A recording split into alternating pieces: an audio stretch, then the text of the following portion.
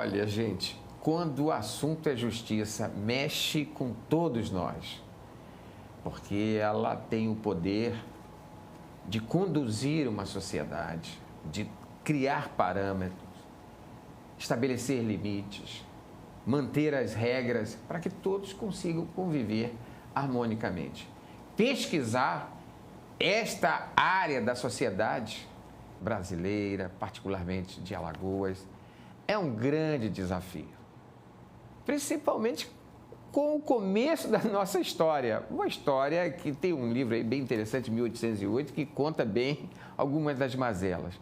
E se a gente for aqui, a gente tem como eram as leis, por exemplo, no tempo de Lampião, no tempo que se quase escambo.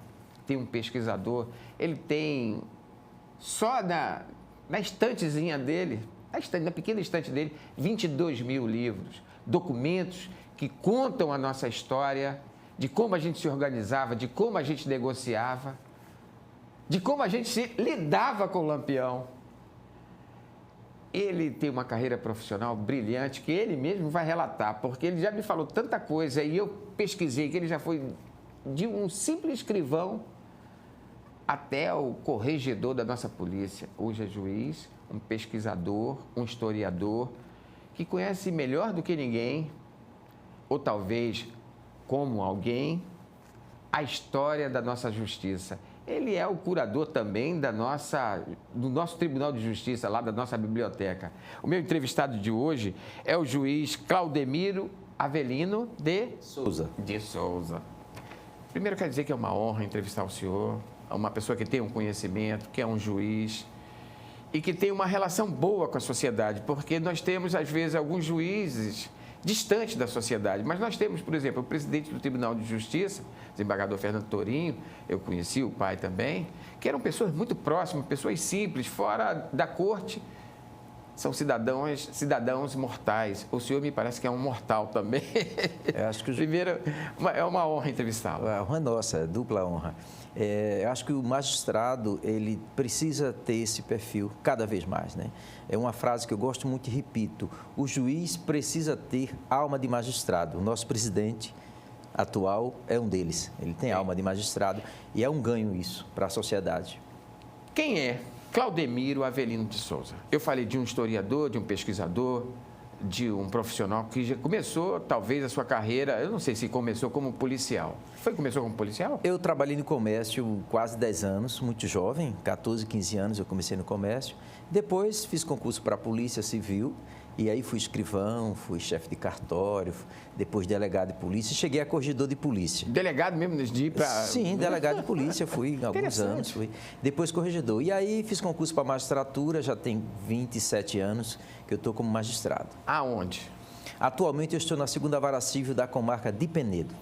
Na comarca de Penedo, o senhor também é curador do Museu da Justiça de Alagoas. Aqui do Tribunal de Justiça. Perfeito.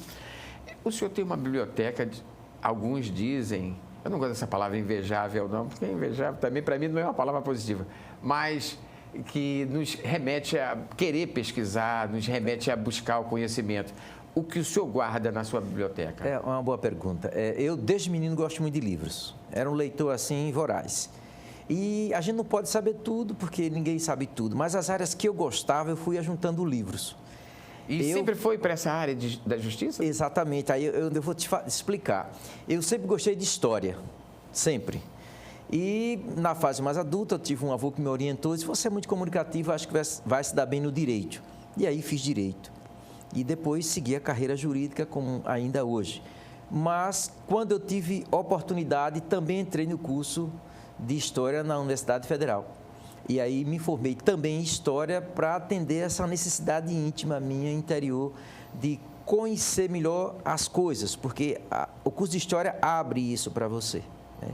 E dentro da justiça, eu associei as duas coisas, a história do direito, a história da nossa justiça, aquilo que você estava falando há pouco, o nosso passado, como éramos lá no Brasil colônia, no Brasil império, sobretudo, né? Nós temos algumas imagens que ele vai colocar ali no ar da sua biblioteca. Essa biblioteca, você tem livro que conta a história a partir de quando? Respondendo aí um pouquinho da pergunta anterior, Sim. o que é que eu tenho na biblioteca? Então, eu tenho um acervo muito bom de obras jurídicas, história, literatura geral, universal, nacional e tudo que você imaginar de literatura, e linguística, também um pouco de arte. Então, são as temáticas... é nosso forte. Nossa, é muita coisa, né?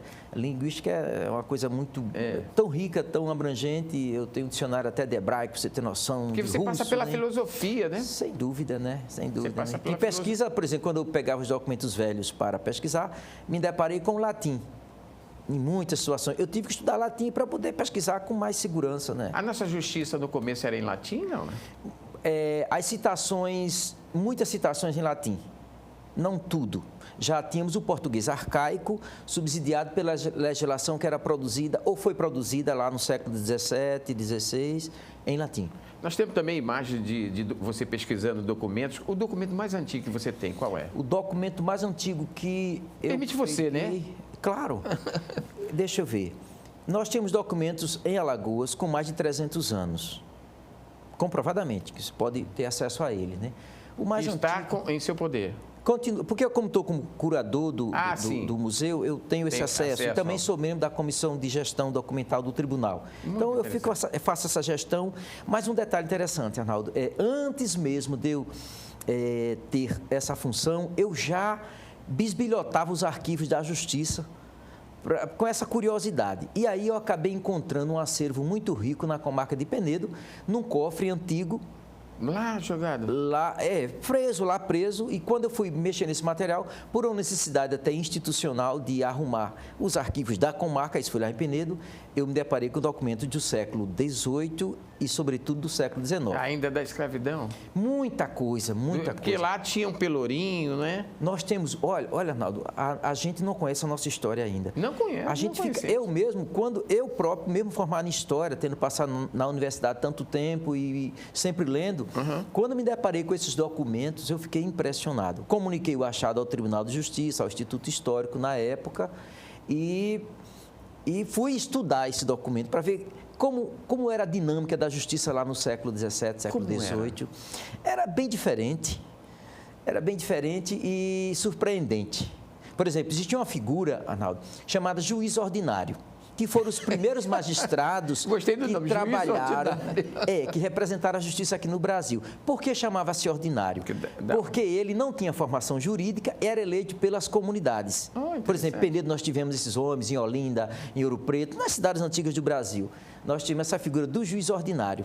Eles que ditavam as normas, baseado normalmente em alvarás, por exemplo, mas sem formação jurídica. Então, eles cometiam algumas, vamos dizer, atrocidades por conta da falta desse embasamento jurídico. Para ter noção, até num livro que eu escrevi, eu conto esse fato. Qual é o nome do livro, por favor? O último que eu lancei foi a Galeria dos Desembargadores. Sim. Mas o que eu me refiro é um artigo que eu publiquei na revista do Arquivo Público, que conta a história, uma breve história da justiça em Alagoas. E aí eu cito, reproduzo uma sentença condenatória do crime de estupro, em que o acusado a punição foi ele recebeu castração por macete. Vixe, doeu. Significava amarrar, puxar e bater com o martelo, né? Então, eu reproduzo essa sentença no livro. E foi cumprida essa sentença? Foi cumprida, efetivamente cumprida. Em Penedo? Esse fato aconteceu em Traipu, que pertencia a Penedo à época. A comarca de Penedo. Exato, exato.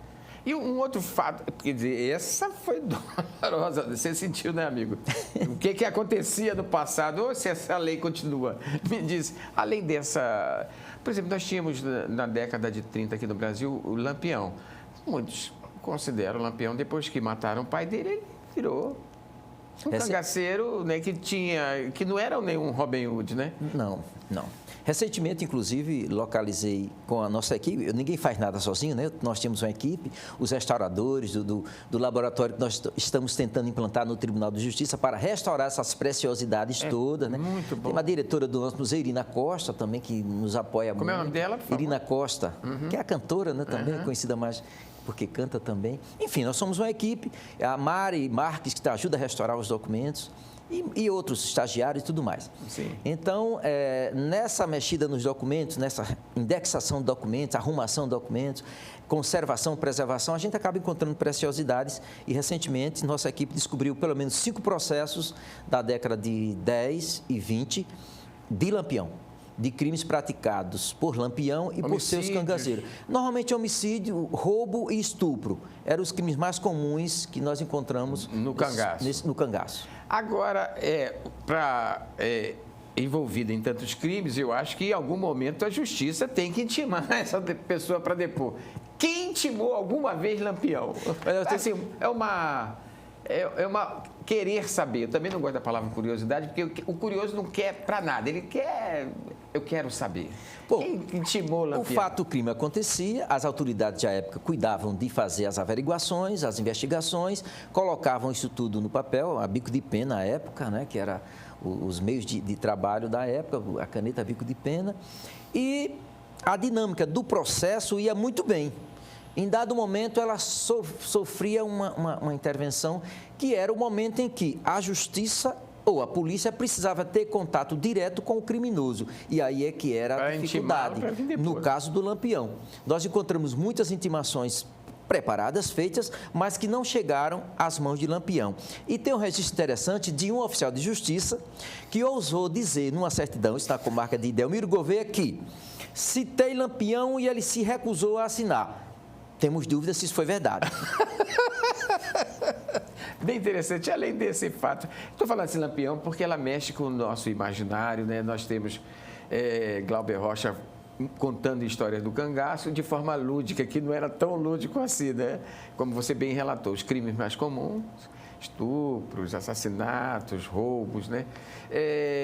Num período anterior ainda, você tem documentos que contam fatos mais interessantes com relação à política?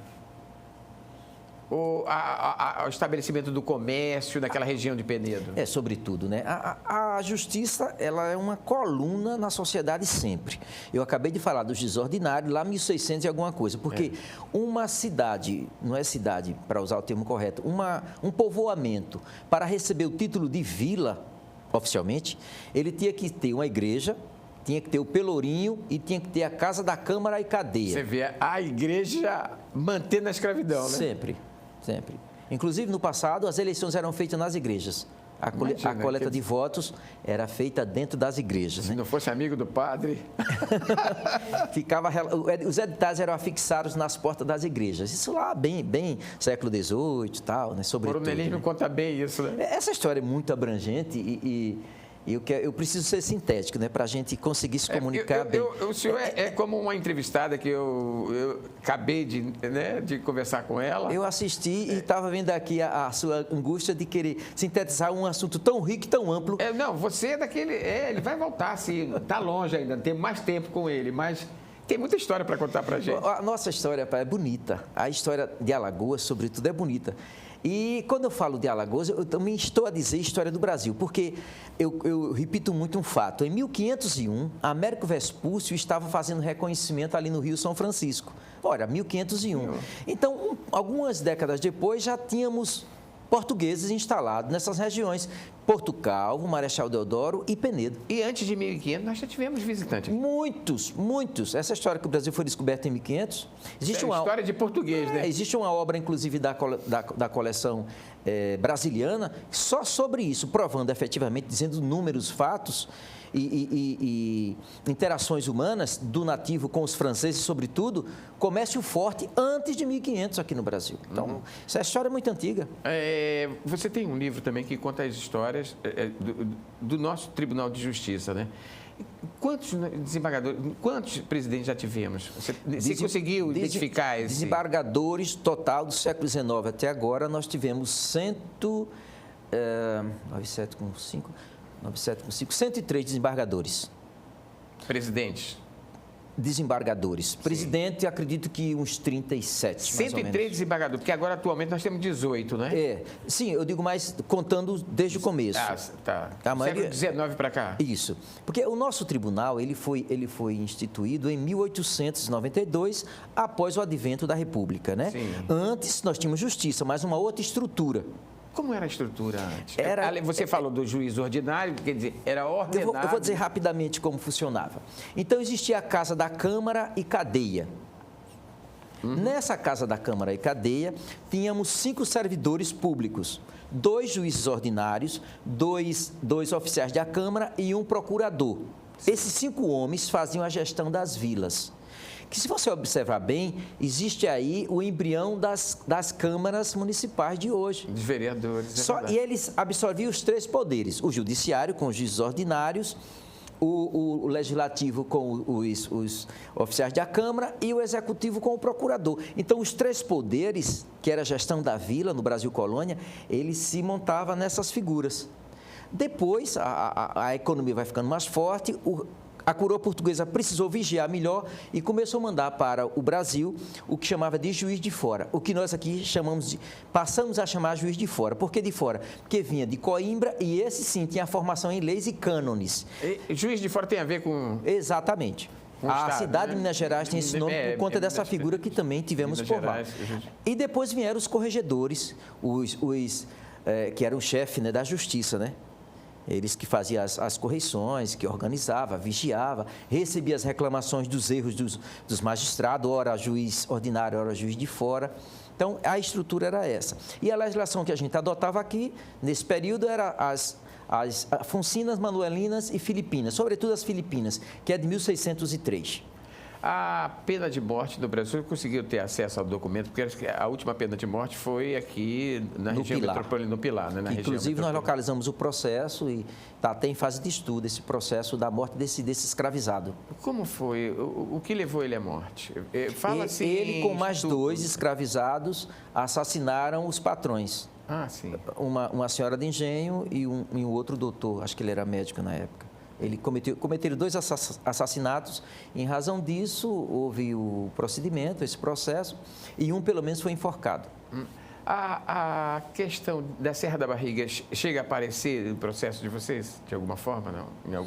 Na sua pesquisa, não? Eu localizei nessas... Eu acho que a obra mais antiga que eu tenho é de 1600... Já estamos em outubro, eu estou lembrando Serra da Barriga, nós estamos aí... É porque a história, ela entrelaça, né? É verdade. Os agentes da história, não importa a cor, não importa a riqueza, não importa a formação, todos se entrelaçam. Mas nós tivemos um massacre, né? Ali, não é? Sem dúvida. Então, o que foi o de 1695, quando se disse que extinguiu de vez os quilombos, né? Na verdade, muitos fugiram para a mata, nem todos foram mortos, e eram mais de 20 mil pessoas que habitavam aquilo ali, né?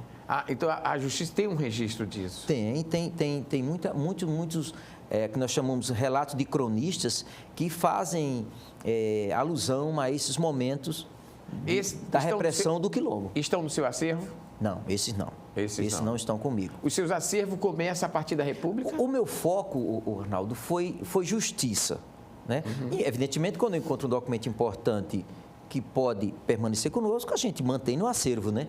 Mas o meu foco é justiça, porque é muita coisa, né? Sim. Então, eu precisava entender como a justiça funcionava. E aí fui. O que fazia um juiz ordinário, o que fazia um juiz de fora, o que fazia um ouvidor, como era essa dinâmica, como era a subordinação, sabe? A interferência deles no comércio, que existia uma figura chamada juiz do comércio em Penedo, existiu muito essa figura, por exemplo. Nessa época, a justiça ela tinha mais poder do que, por exemplo, o executivo, o poder político? É uma pergunta. O judiciário era mais forte? Isso se alternava muito, mas assim, sempre o ouvidor geral da comarca, ele tinha também os governadores das províncias, né? Os donatários também, que vinha com a carta régia, autorizado a criar, inclusive, a justiça, né? No comecinho, lá no comecinho. Sim. Os escrivães do crime, os escrivães do cíveis, né? Nós tivemos depois já no século XIX, século XVIII, XIX, o coronelismo. Como é que a justiça tem essa... Porque diz que um bom coronel comandava o juiz, o padre e o gestor, né? Era assim mesmo ou isso é folclore? O poder econômico, ele tenta sempre se sobrepor. O coronel, dono do engenho, dono da produção, tinha o dinheiro. E isso facilitava muita coisa. Por exemplo, quem eram os homens que iam a Olinda, lá no comecinho do século XIX, se formar em direito? Os filhos dos donos de engenho. Inclusive, não iam só. Os escravizados, em alguns casos, iam acompanhando esses estudantes para dar apoio logístico a eles lá. Então, uma pessoa que não tivesse um padrão econômico alto jamais teria condições de colocar um filho para estudar em Olinda e, antes disso, em Coimbra. Aí era mais difícil ainda. Ou seja, quando eles se formavam, vinham para cá para exercer, essas funções e, evidentemente, o comando gestor, e isso com interferência, inclusive, na economia, né, passava pelas mãos deles sempre. E os poderes ficavam concentrados. Conto mais uma história interessante. Os primeiros juízes com o título de juiz de direito de Alagoas, eles foram nomeados em 1833. Antes tinha um monte de nome de figura. Juiz de comércio, juiz de ouro, juiz de ofício, juiz ordinário, juiz de fora, um monte de juiz. Você, na sua pesquisa, tem o nome do primeiro juiz formado em direito? Levantei todos. Tenho todos. Eu fui a Lisboa, em Coimbra, inclusive, levantar os nomes desses homens. E lá eles têm tudo organizado. Porque quando um magistrado desse aqui, sobretudo os ouvidores, eles tomavam posse aqui, Arnaldo, o escrivão lavrava o termo e depois fazia o traslado. Copiava de novo, colocava em umas caixinhas de madeira e mandava para o Conselho Ultramarino em Portugal. E muitos desses papéis hoje ainda permanecem lá. Então eu fui ver isso lá e aí eu consegui levantar esses nomes. Aí você tem cópias disso nos seus registros? Tenho. Muita coisa eu tenho cópia. O primeiro juiz de direito formado em Alagoas? Eu estava falando disso exatamente agora. Os 4 primeiros juízes de direito com esse título, formado em direito, eles tomaram posse em 1833. Formado em Alagoas. Nós tínhamos o ouvidor-geral que trabalhava em Marechal Deodoro e que era a cabeça da comarca, chamava-se assim, cabeça da comarca. Mas ele tinha gestão superior sobre Penedo e sobre Porto Calvo. Em Porto Calvo e Penedo tínhamos juízes ordinários e de fora também, subordinados ao ouvidor-geral. Mas a comarca era só uma, Alagoas, e a sede, Marechal Deodoro. Em 1933, o Código de Processo Criminal do Império autorizou o presidente da província, Chichorro da Gama, que era um português, inclusive também magistrado, a criar outras comarcas em Alagoas. Só tinha uma. Então, foi criada a comarca de Penedo, mantida a de Marechal Deodoro, que à época chamava Alagoas do Sul, criada a de Atalaia e Maceió. Então, quer dizer, região norte nem existia. E por que não? O Porto Calvo não foi elevado à comarca? Ainda por conta daquela questão do Calabar. Sim. Porque Chichorro da Gama era magistrado de profissão e sabia da história de Porto Calvo. E a população de Porto Calvo, digamos assim, foi um pouco punida por conta do que eles entendiam ter sido uma traição. De Calabar. Então, nesse momento, devia sim Porto Calvo ter sido elevada, mas por essa questão política, essa visão do nosso presidente da época, não elevou Porto Calvo à condição de comarca. Então ficamos Maceió, Penedo, Atalaia e Marechal Deodoro. Foi aí que tivemos os 4 primeiros juízes de direito de Alagoas. Nós temos o nosso tribunal é datado de quando? O nosso tribunal foi inaugurado no dia 1º de julho de 1892. Porque com a nossa primeira Constituição de Alagoas, que é de 91, ela autorizou que fosse criado e instituído, instalado, o Tribunal de Alagoas, que chamava-se Tribunal Superior. Ele foi inaugurado em 1892. O final do século XIX, né, praticamente. O que muda na justiça? Ali já pode-se dizer que ali é o marco temporal de uma justiça arcaica, improvisada. Improvisada o termo que a gente usa agora, mas era o que era possível naquele momento, né? 2 fatores importantes. O federalismo, porque antes o rei, lá de onde estava no Rio, dizia quem ia ser o juiz aqui, pegava um juiz de Alagoas, sacudia lá no Alto Amazonas, saía em Goiás Velho, ele movimentava à vontade. Com o federalismo, os juízes de Alagoas ficavam somente em Alagoas. Eles transitavam somente nos municípios ou comarcas de Alagoas. Esse é um aspecto. O outro é que a Constituição autorizou a criação do tribunal, o tribunal criou o seu regimento interno, né? E a partir daí eles teve mais autonomia. Com um detalhe, foi criada uma sede, foi em 1912, foi concluída aquela obra que hoje é o prédio histórico do TJ, ou seja, a justiça ficou mais organizada, mais compacta, em condições de vigiar melhor o trabalho da atividade judiciária, né? Nós temos 18 desembargadores, algo um pouco mais de 200, hoje, né? Um pouco mais de 200 juízes hoje. É isso aí. Eles conhecem essa história? Eu estou tentando... O senhor tem que notar uma... Olha, gente, o senhor juiz, o senhor me desculpe, não venha para cá. Eu sou seu amigo. Estou falando você que está nos vendo agora, você desembargador também, querido. Eu conheço todos. Quero mandar um abraço para toda a corte. Conheço todos mesmo, conheço a ascensão deles. Conheço alguns, eu conheço o início da carreira. Temos alguns anos de estrada. Sempre foram pacientes comigo, muito tolerantes. Eu quero até agradecer.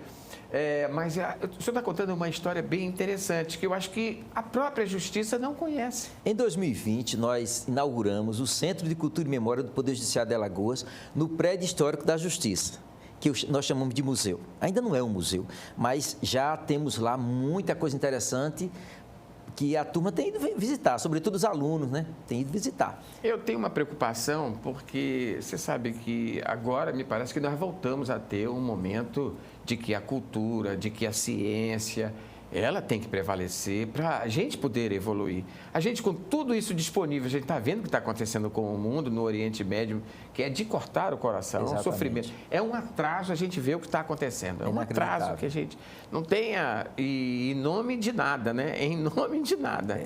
Territórios, de poder econômico, petróleo, essa coisa toda. O futuro desse seu acervo pessoal, você já tem ideia? Tem, Manaldo. Eu estou muito convicto que... São 22 mil livros, não é isso? Eu só contei até 22 mil. Eu só contei até 22 mil. É sério, Olha, muito gente, ele livro. só contou 22 mil livros. Vocês ouviram aí que ele tem... Do século XVI para cá, ele tem pouca coisa, só 22 mil livros. Eu junto livros desde menina, isso é verdade. E, olha, você imaginar onde eu chego no Brasil e fora do Brasil, quando eu ando, que Boa eu posso... de livros. Onde eu vejo Eu parei livro de colecionar o que eu escrevo já há muitos anos, porque não ia dar na minha casa. Porque, assim, o magistrado é um sujeito muito ocupado. Vive lá sentado na cadeira fazendo audiência. Sai uma turma, entra outras, e ele sentado lá. E o senhor trabalha em audiência também? Sim, eu faço audiências. É o quê? Área civil. É uma vara Quer dizer, civil. separação, casamento? Isso, problema de terra, tem muita coisa histórica disso, tem? Muitas. Era outro dia só para conversar isso. Os causos, né? Os causos. Então, apesar de ser muito ocupado, eu encontrei um jeito de pesquisar. Eu não podia estar viajando nem nas bibliotecas, então eu fui comprando acervo. Inclusive, recentemente adquiri um dicionário de 1844, que era de um autor português. Por quê? Porque os termos arcaicos, que a gente não usa mais, eram utilizados para se fazer as leis do passado e também as peças da época. Então, eu preciso entender qual o significado dessa palavra naquele momento lá. Aí você vai se valer dessas obras antigas. Recentemente adquiri esse dicionário. Além do livro que você... a história do nosso tribunal, né? Você tem outros livros publicados? Tem relacionado com literatura, mas eu estou focando agora, eu estou com umas duas obras muito interessantes, que eu estou chamando de Alagoas Colonial, onde eu peguei 10 processos do século XVIII. Um deles eu passo na reportagem, que é aquele que está fazendo 300 anos, que conta a história de uma escravizada que herdou tudo da senhora de engenho. Muito interessante o processo. E ela pôde usufruir? Sim, ela ganhou a causa no final. Ela ganhou a causa. Em vida? Em vida. Porque nossa justiça, ela tem um histórico também de lentidão, né? É por isso que eu perguntei em vida. Mas ela ganhou a causa em vida, ela conseguiu administrar os bens. Então, eu peguei este processo da escravizada com mais outros 9 e estamos tentando agora publicar uma obra que eu estou chamando Alagoas Colonial. E cada processo desse é uma particularidade interessantíssima. Você vê várias coisas importantes num processo desse. A linguagem, o que a turma comia, o que a turma comprava, como morava, qual o meio de transporte, sabe? É uma dinâmica muito grande que você consegue captar só em olhar um processo desse. Eu não ouvi. Ele falou uma coisa comigo. A cultura, né? Quer dizer, esses seus livros, você vai doar? Você falou da destinação, né? Olha, ninguém fica aqui na Terra para sempre, né? Eu gostaria. Mas, olha, na minha lápide vai assim, fui contra a minha vontade, hein? Bom, eu acho que eu também não vou ficar para sempre. Então como é um acervo que eu considero, reputo, muito importante já, eu preciso, Arnaldo, colocar isso numa instituição séria que tome conta disso para que os homens do futuro possam pesquisar, possam conhecer, possam saber. Porque tem coisa que desaparece mesmo. Olha, eu tenho peças que só existe a minha. Eu já recebi expediente da Biblioteca Nacional pedindo cópia de algumas coisas que eu tenho, para você ter noção disso.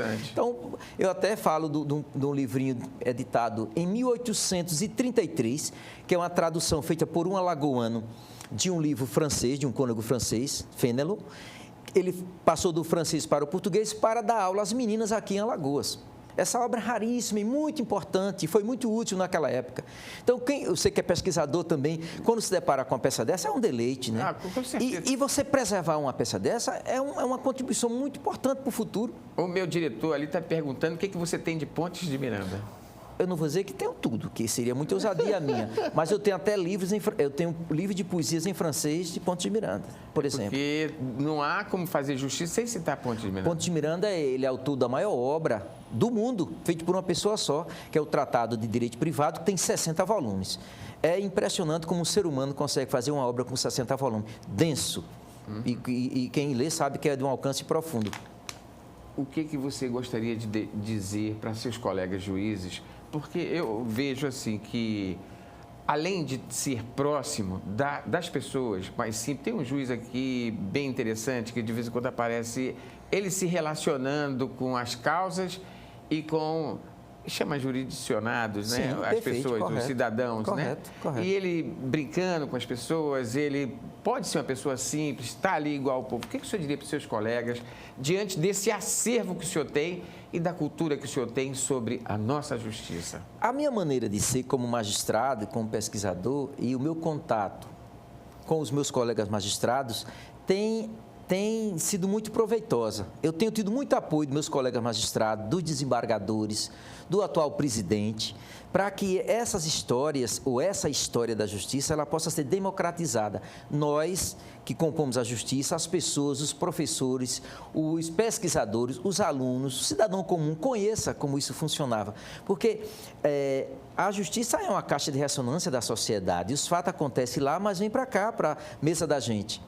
Quem quiser conhecer melhor, para encerrar, porque o senhor é aquela coisa que foi com a Regina, né? Dulce. Quem quiser conversar mais com você, quem quer saber mais um pouco da nossa justiça, seus colegas promotores, seus colegas advogados, como fazer e onde localizá-lo? O ponto de encontro e onde nós estamos acumulando essas riquezas históricas, né? É riqueza essas relíquias, esses documentos 200, 300 anos, poderia nos dar o prazer da visita indo ao nosso Centro de Cultura e Memória, lá na Praça Deodoro, prédio histórico de esquina, que vai ser muito bem recebido. Temos Irina Costa, que é a diretora, e temos os estagiários de História da Universidade e de outras faculdades. Quais os dias que você está lá? Começo de semana eu sempre estou por lá, mas como eu tenho as audiências para fazer, não posso permanecer. Eu soube que ele trabalhou domingo está de plantão, né? Está de plantão domingo agora, né? Então, mas tem gente para receber essa turma. Então, eu faço aqui um convite a todos a nos prestigiar com a visita e conhecer um pouquinho melhor da nossa história. Nós entrevistamos o juiz e historiador Claudemiro Avelino. Quero dizer que foi uma honra. Eu também estou querendo mais, mas eu vou convidá-lo, pode ficar tranquilo. Muito obrigado. Eu que agradeço o carinho de toda a recepção e a oportunidade de dizer que existe essa porta aberta para que a gente conheça o nosso passado, para que a gente entenda o presente e planeje melhor o nosso futuro. Eu também, eu penso assim. Muito obrigado. Perfeito, meu caro.